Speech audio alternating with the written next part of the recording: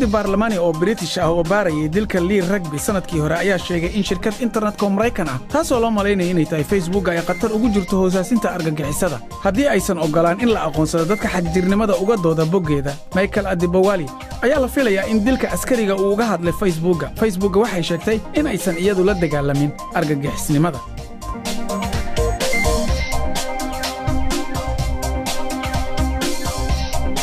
asaasaha Mega Upload Kim.com ayaa sheegay in uu musallafay taas oo uu aanaynayo ganax culus oo la saaray. Maalqabeenka bogga faylalka la isu weydaarsado ayaa lagu xiray dalka New Zealand sanadkii 2012 kadib eedo la xiriira jabsasho internetka oo ilaa 10 milyan ka badan oo lagu bixiyay qareeno. Bishii Maarch ayaase uu asaasuhu sheegay in bogga kaydinta ee internetka ee Mega lagu qiimeeyay ilaa 164 milyan.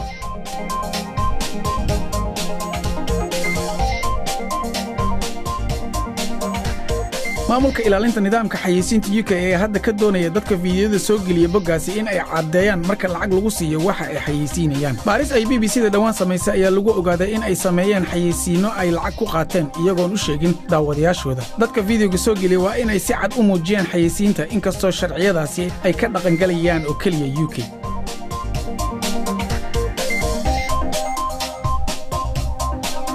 shaqaalaha caalamiga ee xarunta hawada sare ayaa sameeyay shaygii ugu horreeyay ee 3D lagu daabaco hawada sare iyadoo aaladan ay si ahaan u tahay mid aan xiiso badnayn haddana wax badan u noqon karta sida wax u daabacaan cirbixiyeennada mustaqbalka markii loo baahdo.